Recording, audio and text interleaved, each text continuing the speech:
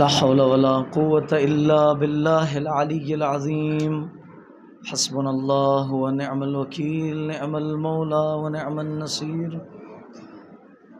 بسم الله الرحمن الرحيم. الحمد لله رب العالمين، بارئ الخلائق أجمعين وباعث الأنبياء والمرسلين، والصلاة والسلام والتحية والإكرام على النبي المكي المدني الهاشمي مولانا ومولى الثقلين جد الحسن والحسين المحمود الأحمد والرسول الأمجد أبي القاسم محمد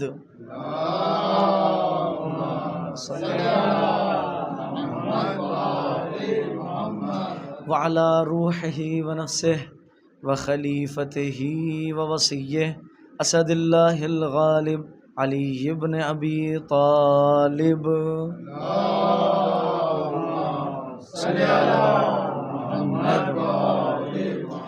وعلى اهل بيته الطيبين الطاهرين المعصومين المظلومين، لا سيما بقية الله في الأراضين، واللعنة الدائمة الباقية على أعدائهم وقتلتهم وغاصبي حقوقهم أجمعين. أما بعد، فقد قال الله تبارك وتعالى في القرآن الكريم: بسم الله الرحمن الرحيم، وإنه من سليمان وإنه بسم الله الرحمن الرحيم. صلوات پڑھتے ہیں محمد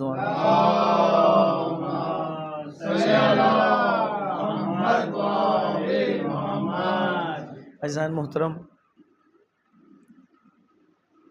یہ سلسلے کی 7ویں مجلس عنوان حقیقت بسم اللہ سے شروع کی گئی.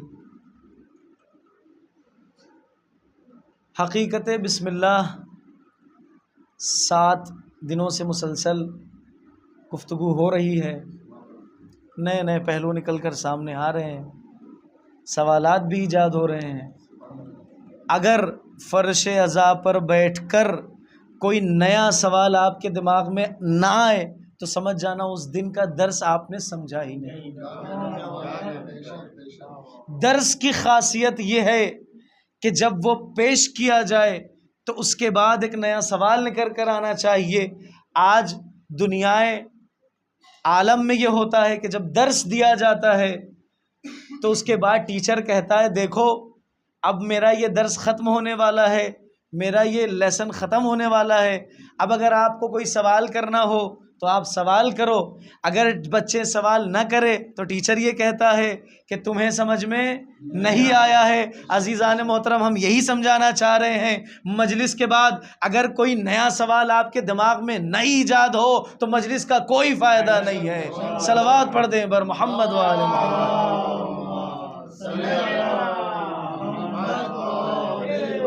اور قلت و کثرت سے ہمیں کوئی لینا دینا نہیں ہے.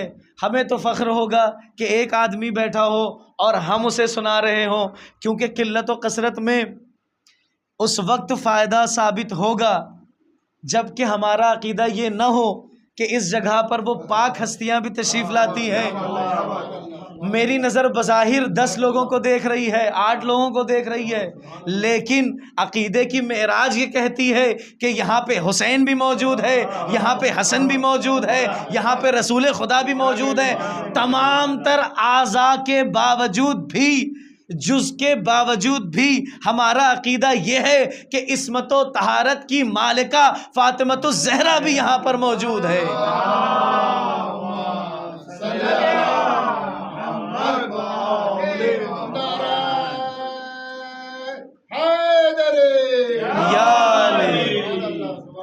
یہ فرش عزا ہے، یہاں پر عقیدوں کی معرفت کی جاتی ہے. جتنا زیادہ عقیدہ بڑھتا چلا جائے گا، پہچان میں، معرفت میں اضافہ ہوتا جائے گا. اسی لیے شاید امیر المومنین کا خطاب ہے کہ دیکھو مجھے سب کچھ مان لینا لیکن اس ذات الہی سے نیچے رکھنا. یہی حد بھی ہے، اور یہی حد امام علی نے بتا کر یہ بتا دیا کہ دیکھو وہ لامحدود ہے، حد ہمارے لیے مقرر ہے. یہ حد ہے. حقیقت بسم اللہ سے جناب سلیمان کا تذکرہ میں نے کیا کہ مصر میں جناب رسول خدا سے پہلے بھی جو نامے لکھے گئے اس میں سے ایک خط بلقیس کو مالکہ تھی مصر کی، لکھا گیا جناب سلیمان کی طرف سے۔ اس خط کا عنوان کیا تھا؟ بسم اللہ الرحمن الرحیم۔ سوال کیا گیا یہ بسم اللہ تو عربی میں ہے، پھر اس زمانے میں مصر میں کیا کر رہا تھا؟ تو جواب یہی ملا کہ کچھ ہو، مصر ہو یا یمن ہو، زبان عربی ہی تھی۔ کس کی؟ خدا بند عالم کی، کیونکہ خدا کو معلوم تھا کہ آنے والے زمانے میں میرا نبی ایسی جگہ پر مبعوث ہوگا جہاں عربی زبان ہوگی۔ اپنے اپنے زمانے میں بسم اللہ لکھا گیا۔ اب یہاں پہ جناب سلیمان کا ایک واقعہ کیا تھا؟ جناب سلیمان کو خدا نے بہت بڑی مملکت دی۔ کیا تھی؟ تمام جانوروں کی زبان سننے پر وہ قادر تھے، چھوٹے سے چھوٹا جانور بھی، چیٹی ہو، مچھر ہو، مکھی ہو، یا بڑے سے بڑا جانور بھی، ہاتھی ہو، نہنگ ہو، ویل مچھلی ہو، کچھ ہو، سب کی زبان سمجھ سکتے تھے۔ ایک دن چونکہ نبی خدا ہے اور خدا کے صفات کے یہ مظہر ہیں، تو ان کے دل میں یہ بات آئی جناب سلیمان نبی کے کہ میں کیوں نہ ایک خدا کی جو ذات ہے رزق،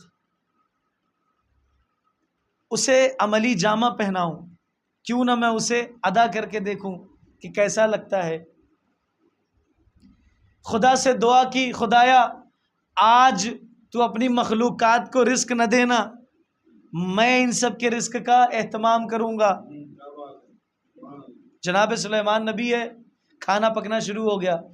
تاریخ نے لکھا مہینوں کھانا بنا۔ کس دن کے لیے؟ اس ایک دن کے لیے کہ جب یہ نبی کھانا کھلائیں گے سب کو۔ اب سوچئے سلیمان نبی کو تمام تر چرند پرند کو کھانا کھلانا ہے، کتنا بڑا کھانا بنایا ہوگا، کتنے مہینے سے کھانا پک رہا ہوگا۔ پھر سوال یہاں پر باقی ہوگا کہ ان کھانوں کو سڑنے سے بچایا کس نے؟ بھائی کھانوں کی صفت کیا ہے؟ کھانوں کی صفت یہ ہے کہ جب وہ پکا دیا جائے تو پکنے کے کچھ ہی گھنٹوں کے بعد، ایک دن کے بعد فریز میں رکھ دیا جائے، 7 8 دن 9 دن 10 دن، یعنی اس کو ختم ہو کر ہی رہنا ہے۔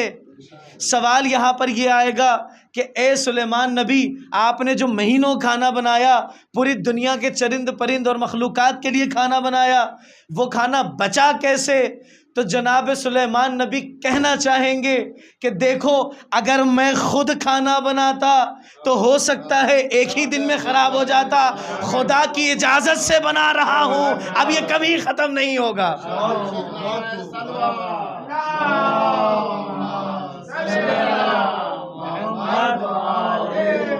اسی لیے تو اذن الہی اس میں تھی کہ خدایا کیا میں کھانا بناؤں؟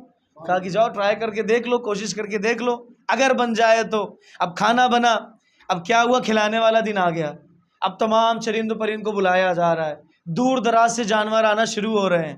اچانک سلیمان نبی نے کیا دیکھا کہ دریا سے ایک بڑی سی ویل مچھلی جسے نہنگ کہا جاتا ہے، نہنگ بزرگ ویل مچھلی باہر نکلتی ہے۔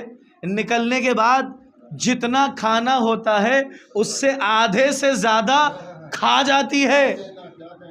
بڑا تعجب ہوا، سلیمان نبی نے پوری دنیا کے چرند پرند کے لیے کھانا اکٹھا کیا، کہا کہ اسے تو یہ ایک ویل مچھلی کھا گئی، ایک نہنگ کھا گئی۔ بڑا تعجب ہوا، آواز قدرت آئی، اے سلیمان دیکھو تم نے پوری دنیا کو رزق دینا چاہا، تم ایک نہنگ کو کھانا دینے پر قادر نہیں ہو، تم ایک نہنگ کو، ایک ویل مچھلی کو کھانا دینے پر قادر نہیں ہو۔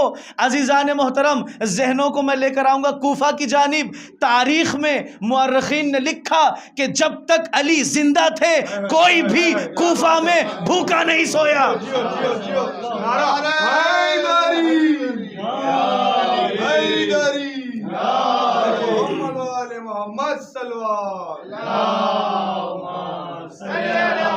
محمد یہ کوئی بھی بھوکا جو نہیں سویا، یہ کیا تھا؟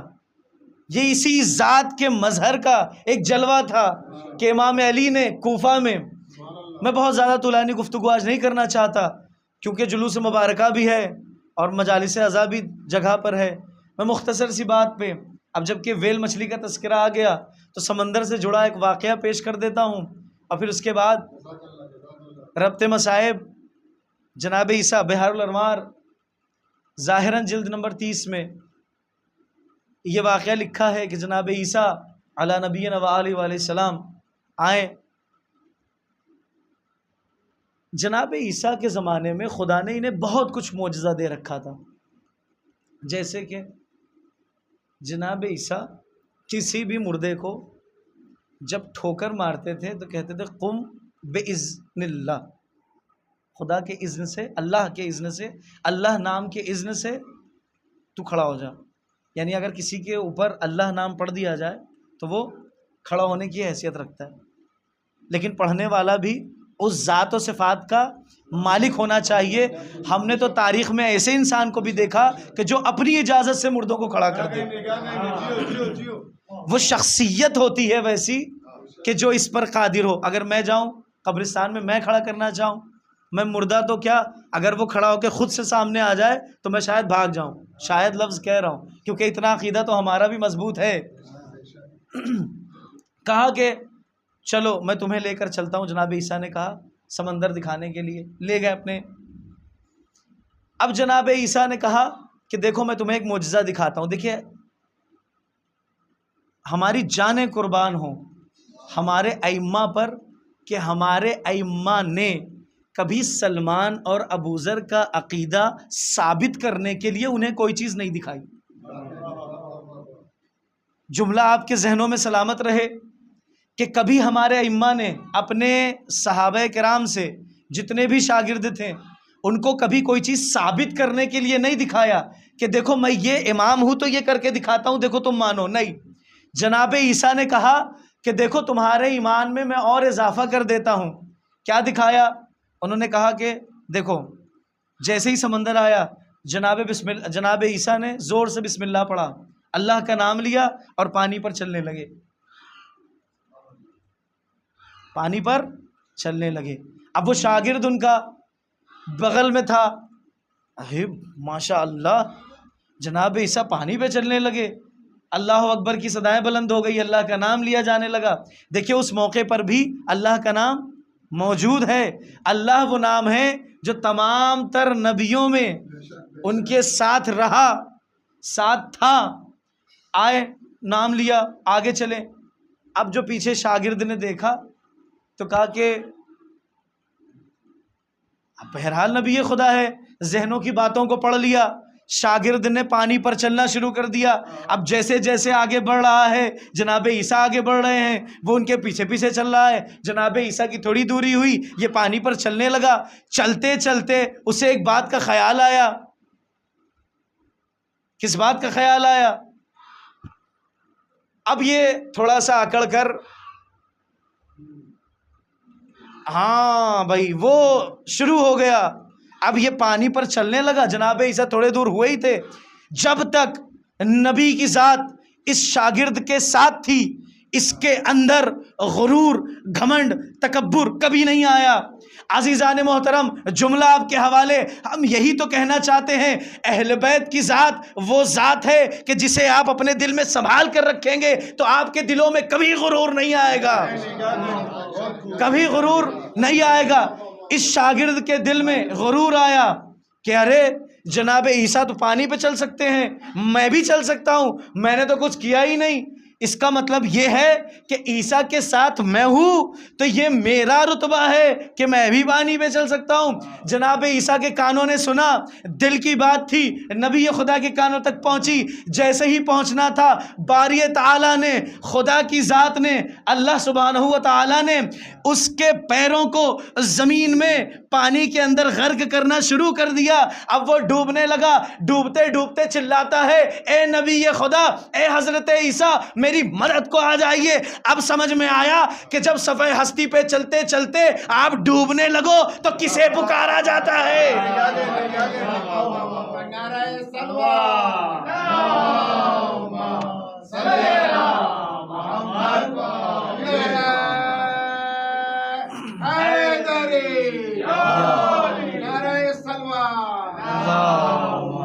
صلی علی محمد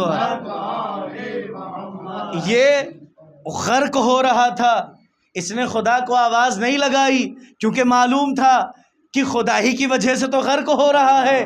خدا نے غرور اس کا توڑنے کے لیے اسے غرق کرنا چاہا، لیکن آواز لگائی یا نبی خدا مجھے بچائیے۔ اب جیسے ہی تھا نبی آنے کے بعد عیسیٰ نے ہاتھ پکڑا، پانی سے باہر نکالا، کہا دیکھو تمہارے اندر جو غرور تھا اس غرور کی وجہ سے تم ڈوب گئے۔ عزیزان محترم، میں نے تاریخ کو بہت کھنگالنے کے بعد ایک ذات ملی ہے جس کا نام ہے علی ابن ابی طالب۔ تمام مسائل کو حل کرتے رہے، کبھی نہیں کہا یہ میری وجہ سے ہوا ہے، یہ میری وجہ سے ہوا ہے۔ میں سوال کروں گا کیوں نہیں پوچھا، تو جواب میں آیا کسی کی 20 سالہ خلافت چلی ہے، میں کہوں گا تیری 20 سال چل گئی، یہ غرور اور گھمنڈ کرتے ہوئے 1 سیکنڈ میں غرق ہو گیا۔ کسی نے 20 سال خلافت کی لیکن کبھی غرق نہیں ہوگا، کیوں نہیں ہوا؟ سوال اٹھتا ہے کہ جب نبی خدا کے ساتھ ایک بندہ 1 منٹ کے لیے غرور اور تکبر کرے تو وہ پانی میں غرق ہو جاتا ہے، 20 سال کسی کی خلافت چل جانا، یعنی یہاں پر ایک سوال ہے کیوں نہیں ہوا؟ تو جواب یہ آئے گا، جواب یہ نظر آئے گا کہ اس کی خلافت تو پہلے ہی لمحے میں غرق ہو جاتی، لیکن اس نے اپنے آپ کو ہمیشہ یہ کہہ کے بچایا ہے کہ اگر علی نہ ہوتے تو فلاں ہلاک ہو جاتا، اگر علی نہ ہوتے تو فلاں ہلاک ہو جاتا۔ بس یہ اقرار کر کر کے اس نے اپنے غرور کو کم کیا اور اپنی خلافت کی عمر کو طولانی کر دیا۔ صلوات پڑھ دیں بر محمد و آل محمد۔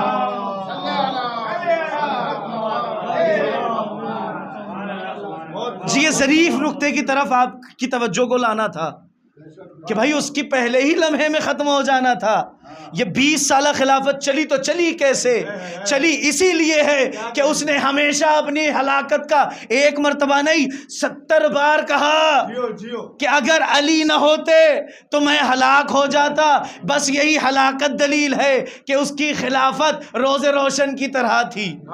وہ بات الگ ہے کہ کچھ چمکتی ہوئی چیز، کہہ دیتے ہیں ہر چمکتی ہوئی چیز سونا نہیں ہوتی، بس وہ خلافت بھی چمک رہی تھی لیکن اس کی چمک شہیدوں کے خون سے تھی، اسلام کی چمک تھی۔ عزیزان محترم، میں یہیں پر اپنی باتوں کو ربط مصائب دینا چاہتا ہوں کہ جناب امام حسین نے طرح طرح کے پھولوں سے اس کربلا کے میدان کو سینچا تھا۔ جو ہریالی نظر آ رہی ہے کربلا میں، یہ ان انواع و اقسام اور الگ الگ پھولوں کی خوشبو ہے، اور یہ ان پھولوں کا رنگ ہے کہ جس میں امام حسین نے ان کے خون سے اس باغ کو سینچا۔ کیا ہوا؟ کہا جب کبھی بھی حبیب ابن مظاہر کے خون کی ضرورت ہوئی تو اس صحابی جلیل القدر کے خون کو امام نے کربلا کی زمین میں ڈالا۔ جب کبھی اس میں لال پھول کی ضرورت ہوئی تو علی اکبر کے خون کو شامل کر دیا۔ جب کبھی ہرے پھولوں کی خوشبو محسوس کرنی ہوئی تو جناب قاسم کا خون کربلا کی میدان میں ڈال دیا۔ جناب قاسم کی شہادت آج مقصود خاطر ہے۔ بس چند جملے مصائب کے اور ضرور گریہ کیجئے گا۔ جناب قاسم کون تھے؟ عزیزان محترم، ارباب عزا، جناب قاسم ہمارے دوسرے امام کے چھوٹے فرزند تھے جسے امام حسن انتہائی محبت کرتے تھے۔ کیوں محبت کرتے تھے؟ اپنے بڑے بیٹے عبداللہ کو تعویذ نہیں باندھا تھا بلکہ قاسم کو بلایا، کہا قاسم یتیمی میں اس تعویذ کو اپنے ہاتھوں سے باندھ کر رکھنا، اور جب کبھی تم پر مصیبت آئے تو اسے کھول کر اس مصیبت میں پڑھ لینا۔ میں کہوں گا مولا تیرے یتیم کو حسین نے اتنی نازوں سے پالا تھا کہ کربلا سے پہلے کبھی قاسم کو اس تعویذ کی ضرورت محسوس نہیں ہوئی۔ کربلا میں جناب قاسم کو ضرورت محسوس ہوئی، اماں سے جا کر کہا اماں امام سب کو اجازت دیتے ہیں، چچا سب کو اجازت دیتے ہیں، لیکن مجھے اجازت نہیں دیتے۔ جناب فروا کو امام حسن کا وہ تعویذ یاد آیا، تعویذ کھول کر پڑھا تو دیکھا کہ لکھا ہے حسین میری طرف سے قاسم کی شہادت کربلا کے میدان میں قبول کر لینا۔ امام حسن کی جانب سے قاسم رن میں چلے ہیں، مولا کی نگرانی ہے، مولا دیکھتے جاتے ہیں، قاسم بڑھ بڑھ کے حملہ کرتے جاتے ہیں۔ بس ایک آواز آئی چچا میری مدد کو آئیے۔ اب کیا دیکھتے ہیں، جیسے ہی امام حسین میدان کربلا میں گئے، ادھر کے گھوڑے ادھر، ادھر کے گھوڑے ادھر، قاسم کا لاشا ٹکڑوں میں پامال ہو گیا۔ حسن کے یتیم کا جنازہ ٹکڑوں میں پامال ہونا تھا، حسین نے گٹھریوں میں سمیٹا لے کر چلے ہیں۔ تاریخ نے لکھا، راوی نے لکھا کہ میں نے دیکھا حسین اس گٹھری میں لاشے کو، گٹھری بنا کر لاشے کو جب لے کر مقتل سے خیموں میں پہنچے ہیں تو جناب زینب نے اس گٹھری کو کھولنا چاہا اور چاہا کہ اپنے بھیا حسن کے نور کی آخری بار زیارت کرے۔ اب جیسے ہی اس گٹھری کو کھولنا تھا، امام حسین نے کہا بہن زینب ذرا آہستہ، پیچھے فروا آ رہی ہے، پیچھے بھابھی فروا آ رہی ہے، ذرا آہستہ اس گٹھری کو کھولیے۔ عجب نہیں، ماں نے آواز دی اے قاسم تیرے شادی کا مجھے بڑا ارمان تھا، ہائے یہ جوانی، ہائے یہ قاسم ابن حسن۔